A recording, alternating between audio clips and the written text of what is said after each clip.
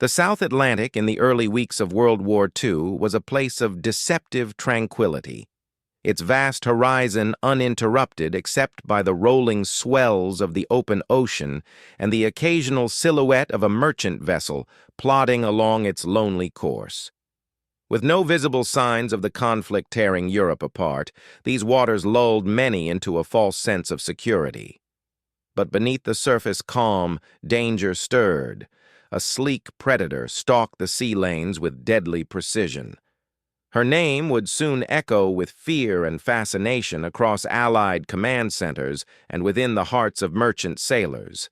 Admiral Graf Spee. Commissioned into Hitler's Kriegsmarine as one of the so-called pocket battleships, the Admiral Graf Spee was anything but modest in capability. Though officially classified as a Deutschland-class Panzerschiff, or armored ship, she blurred the boundaries of naval design. Armed with 6 11-inch, 280mm guns mounted in 2 triple turrets, she packed a punch that rivaled or even surpassed many heavy cruisers. Yet her most unnerving asset was not just her firepower, it was her speed. Capable of reaching 28 knots, the Graf Spee was fast enough to outrun anything she couldn't outgun, and strong enough to obliterate anything she couldn't outrun.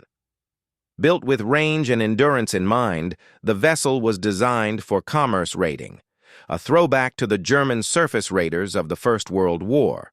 She carried diesel engines instead of traditional steam turbines, giving her an operational range of more than 16,000 nautical miles.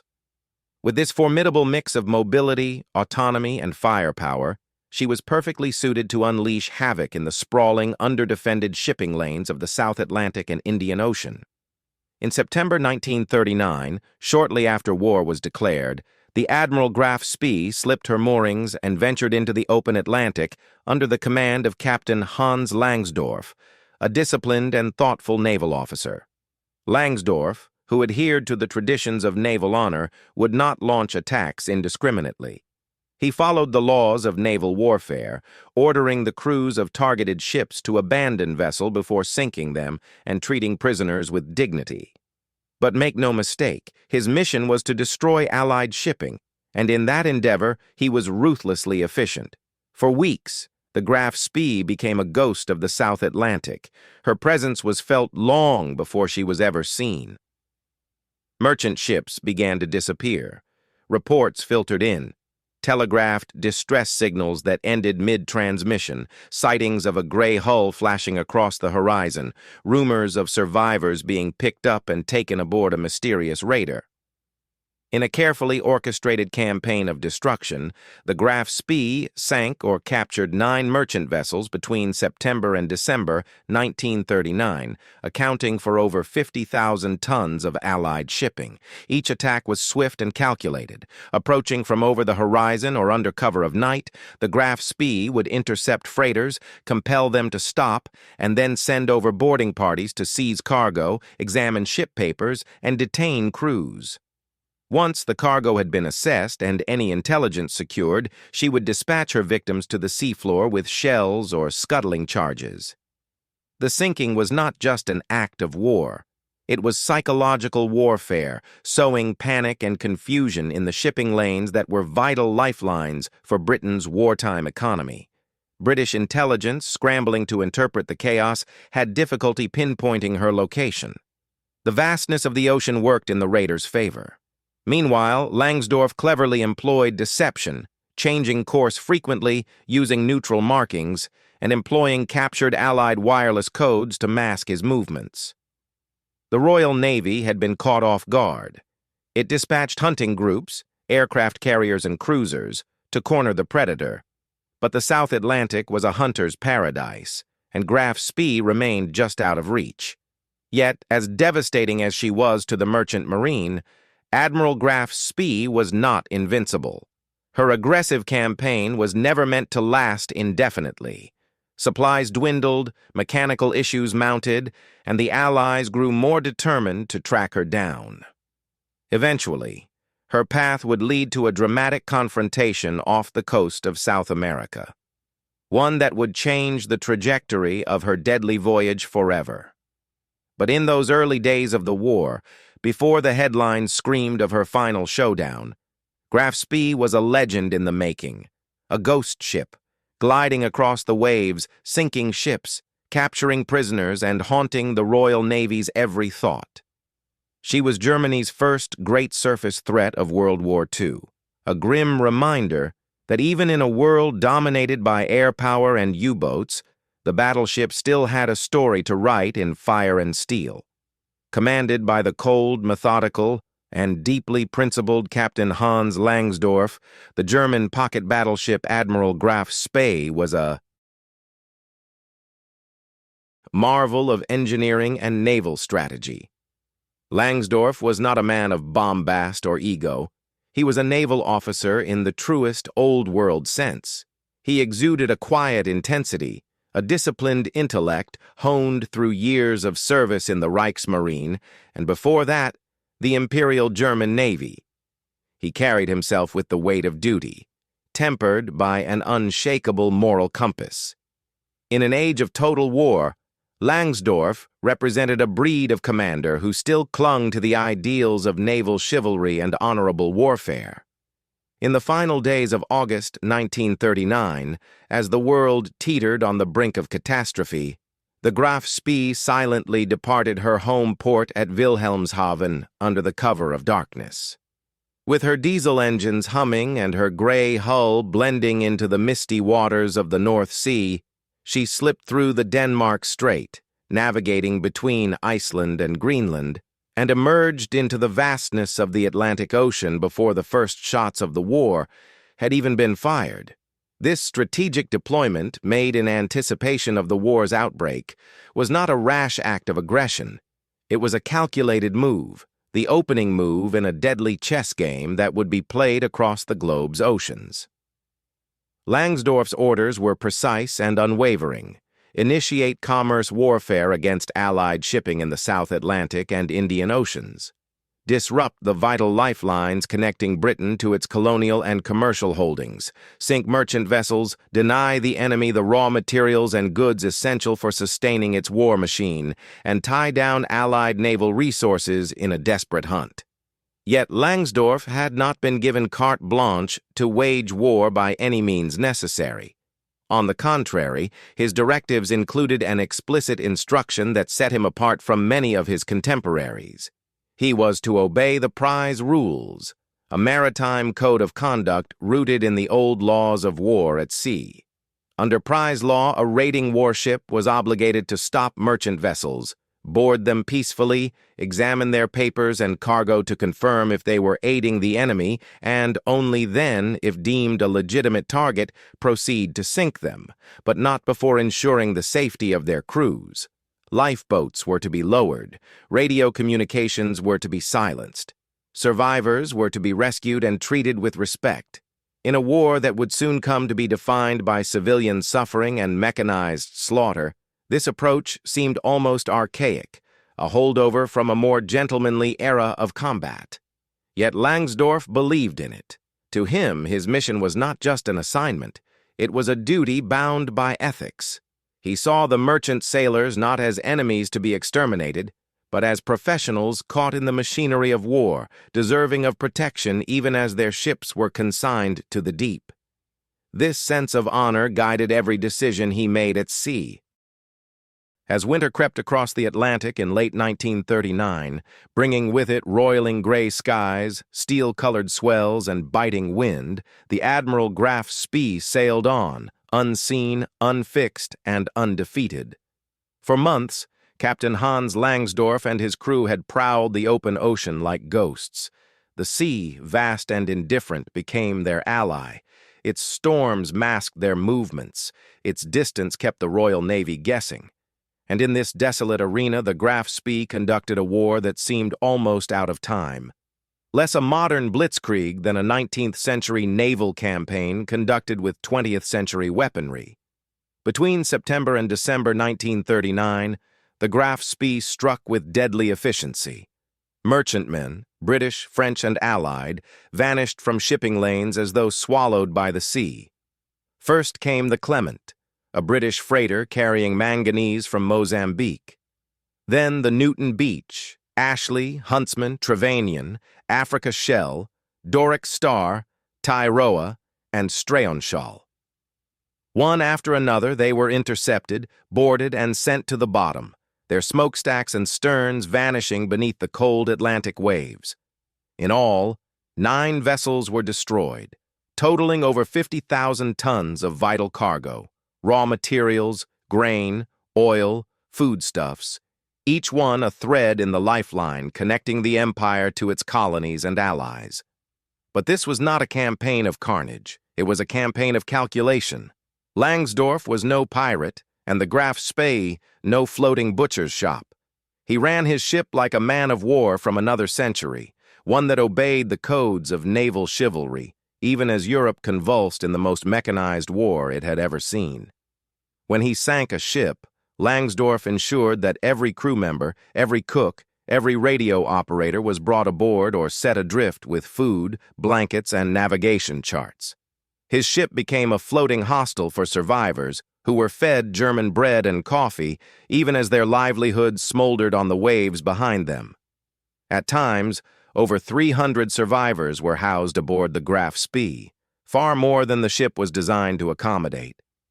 They crowded into officers' messes, spare bunks, and even the hangar that once held the Arado seaplane. Engineers helped fix broken lifeboats. Medical staff treated wounds. A chaplain offered comfort in whatever language was understood. Some survivors would later recount their internment aboard the German ship with astonishment, describing Langsdorff as a man of grim kindness, his crew as professional and even courteous despite the circumstances. But while the prisoners were treated well, their presence on board complicated matters. Each new sinking brought more mouths to feed, more souls to safeguard. Langsdorff had to navigate not only the vast oceans, but also the moral maze of humane warfare in a time when such restraint was becoming obsolete. Every act of decency risked operational exposure. Each survivor left behind became a potential intelligence asset for the British, and the sheer number of non-combatants on board made the Graf Spee increasingly vulnerable, a raider burdened with refugees. Yet Langsdorff held to his course. He documented each capture in meticulous logs, annotated with positions, cargo manifests, and crew dispositions. These weren't just records, they were evidence of his resolve to remain a naval officer, not a war criminal. And in this, Langsdorff walked a razor's edge. The German High Command, while publicly endorsing the rules of prize warfare, privately preferred destruction. Results mattered more than ethics. To Berlin, chivalry was a luxury, and Langsdorff's commitment to it increasingly marked him as an outlier. Back in London, the Admiralty's patience ran thin. For the Royal Navy, Langsdorff's methods were irrelevant. Whether he offered his captives coffee or chains, he was bleeding Britain's maritime lifelines. The Atlantic, Britain's vital artery, was hemorrhaging, and the Graf Spee was the blade. With each freighter sunk, convoys rerouted, or ships forced to shelter in port, the economic war tilted further toward chaos. Insurance rates soared. Shipments slowed. Panic spread. And Langsdorff, despite his code, had become a legend the Royal Navy could not tolerate. The British press, fed by the stories of released sailors and radio intercepts, began to spin the Graf Spee into something larger than life. She was the Phantom Raider, the ghost ship of the Atlantic, the wolf with steel teeth. In Parliament, Churchill railed against the threat she posed. Naval Command scrambled to locate and destroy her. Warships were dispatched in hunter groups, operating across multiple oceans, from Freetown to Cape Town, from the Caribbean to the Indian Ocean. Battleships, aircraft carriers, cruisers, all more powerful than the Graf Spee, were diverted from other duties in a desperate, costly pursuit. Over 20 Allied vessels were redirected to hunt one lone ship. It became a manhunt on the high seas, and with each passing day, as Langsdorff danced through the waves,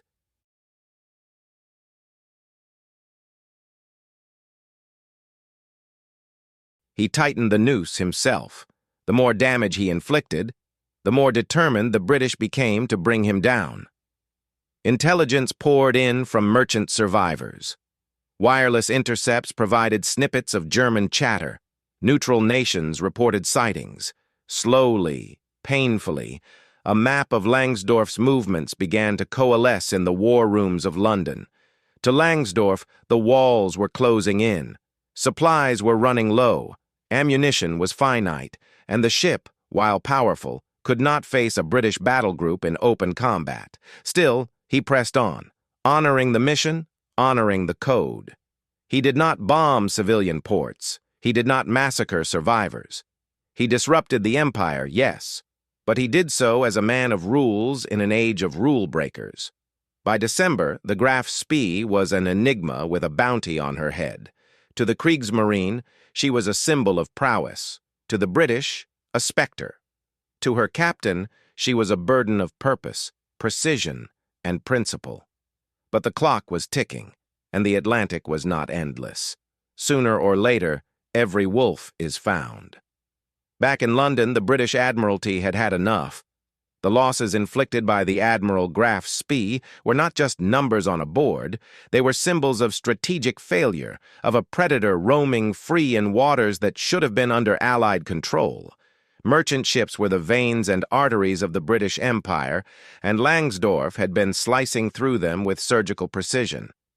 In response, the Royal Navy launched one of the most extensive and urgent naval manhunts of the early war. The Atlantic, and beyond, became a hunting ground, not for prey, but for the hunter. The Admiralty's strategy was bold and sprawling.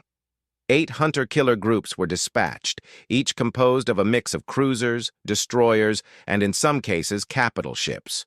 Their instructions were unambiguous. Find the Graf Spee, engage her, and sink her. She had to be eliminated, not simply for the security of the merchant convoys, but for the psychological effect her destruction would have. The legend of the Graf Spee was growing. She had become a specter, a symbol of German daring and British impotence. That could not stand. Across the globe, Royal Navy units were ordered into action. From Freetown to Simonstown, from the Caribbean to the Red Sea, ships were redirected, supplies expedited, and convoys restructured to allow warships the freedom to hunt. It was a massive logistical undertaking, and it signaled just how seriously the British took the threat of commerce raiders. Each group acted as an independent net, cast into the ocean in hopes of ensnaring the German marauder. Among these hunter groups, none would play a more crucial role than Force G. Based out of the South Atlantic, Force G was a relatively modest task force when compared to others. It didn't boast battleships or aircraft carriers. It didn't have the overwhelming firepower of some of the northern detachments. But what it lacked in brute strength, it made up for in leadership, resolve, and positioning. At its helm was Commodore Henry Harwood, a thoughtful and analytical officer with a flair for naval chess.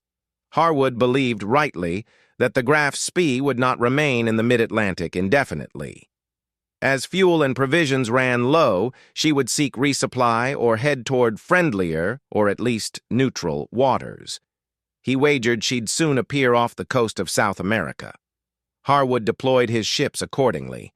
Force G consisted of the heavy cruiser HMS Exeter and 2 nimble light cruisers, HMS Ajax and HMS Achilles.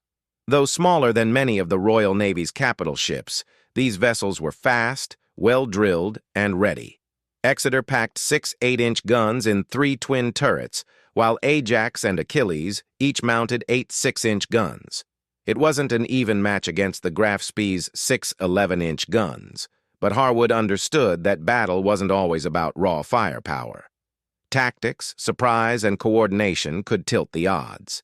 The Achilles brought with it a touch of the Empire's farthest reaches. Crewed largely by New Zealanders, it was a symbol of the Commonwealth's commitment to the war effort. Young sailors from Auckland and Wellington now found themselves on the other side of the world, about to play a part in one of the most storied naval engagements of the war. In preparation, Harwood studied the Graf Spee's methods. He understood her patterns, how she struck, how she spared crews, how she vanished. This was no mindless juggernaut. Langsdorff was clever, careful, and disciplined. Harwood admired his opponent but was determined to stop him.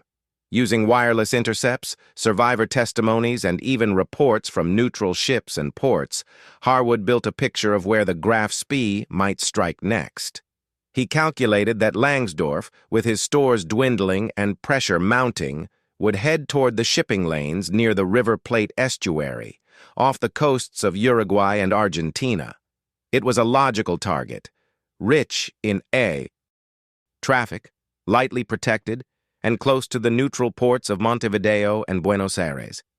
If the Graf Spee was to refuel, rearm, or make repairs, this would be her last best opportunity. So Force G patrolled there, waiting. It was an exercise in nerves and patience. Days passed. The sea rolled endlessly. Oil slicks trailed in their wakes. The crews drilled, cleaned guns, ran fire control simulations. Tension lingered like salt in the air. Every horizon held the possibility of smoke. Every radio transmission might signal the Graf Spee's reappearance. For the men aboard Ajax, Achilles, and Exeter, the Graf Spee was both legend and target. Stories of her ruthlessness, her invincibility, filtered through mess halls and bridge chatter. They knew they were outgunned, but Harwood had a plan, and they had each other. Then, on the morning of December 13th, as the South Atlantic sun rose in a wash of crimson and gold, Lookout spotted a long plume of smoke on the horizon. It was a silhouette no one could mistake, low in the water, powerful, purposeful. The Graf Spee had come to the River Plate, and Force G was waiting. Commodore Henry Harwood was no ordinary naval officer. His demeanor was calm, his judgment keen, and his ability to anticipate enemy movement had earned him quiet respect within the Royal Navy. In the grim calculus of war, especially on the vast, unpredictable oceans, decisions often hinged on instinct as much as intelligence. Harwood was one of those rare commanders who could blend both. Studying the elusive pattern of the Admiral Graf Spee's rampage across the Atlantic, Harwood detected a rhythm. Langsdorff wasn't merely striking targets at random. His movements were calculated, even methodical. The pattern recalled the tactics of German commerce raiders from the First World War. These ships, too, had swept across oceans, striking vulnerable merchant vessels before slipping away like ghosts. Harwood, drawing upon his strategic background, suspected that Langsdorff was bound for the South Atlantic. The River Plate estuary, where the brown waters of the Paraná and Uruguay rivers met the Atlantic Ocean, offered fertile hunting grounds for a commerce raider. The region was thick with shipping traffic, particularly vessels carrying foodstuffs, raw materials, and fuel, precisely the kinds of cargo the German High Command wanted to disrupt. More importantly, the area's proximity to neutral ports like Montevideo in Uruguay and Buenos Aires in Argentina meant the Graf Spee could seek refuge or supplies under the guise of international law. It was a corridor both tempting and strategically significant. Harwood's analysis wasn't based on hard intelligence alone. It was a chess move, a high-stakes prediction rooted in experience and a nuanced understanding of naval behavior. He considered Langsdorff a disciplined and rational commander, someone who would not squander his ship's capabilities or expose his crew without reason. That reasoning, ironically, made the German captain more predictable in Harwood's eyes. And so, Harwood positioned his forces accordingly. Force G, Harwood's command, consisted of the heavy cruiser HMS Exeter and the two light cruisers HMS Ajax and HMS Achilles. They were not the most formidable ships in the Royal Navy, but they were fast, maneuverable, and, most crucially, present. For days they patrolled the mouth of the River Plate, zigzagging in patient anticipation. Each sunrise brought new tension, each sunset the grim satisfaction that they were ready. The men aboard polished their guns, updated their charts, and waited. December 13th, 1939. The dawn broke over a calm South Atlantic, painting the waves in shades of lavender and orange. A faint breeze stirred the flags on the cruiser's masts. Visibility was good. Ideal conditions for a sea engagement. On the bridge of HMS Ajax, officers peered through binoculars, scanning the horizon. Lookouts were alert, their eyes adjusted to the nuances of distance and heat shimmer. Then came the call, urgent, clipped, unmistakable. "Smoke bearing 320 degrees!" Harwood snapped into action. The plume on the horizon wasn't from a merchant vessel. It was too dense, too dark. It rose like the mark of a predator. The silhouette that emerged next confirmed it. There she was, the Admiral Graf Spee, cutting through the water with the grace and menace of a big cat. Her distinctive twin turrets, each with 3 11-inch guns, stood out like the horns of a beast. Her mast bristled with sensors. She looked every inch the killer she was. Harwood's gamble had paid off. He had found the Graf Spee. The crew of Force G sprang into action. Alarms rang, boots thundered across decks, gun crews loaded shells into breaches, rangefinders locked onto targets. Harwood gave the order to engage. This would not be a cautious skirmish. It would be a bold, aggressive assault designed to disorient and overpower a superior adversary through coordination and nerve. As the first rays of sunlight danced on the sea, the Royal Navy charged into battle against one of the most feared warships of the early war. The River Plate would soon run red with fire and steel.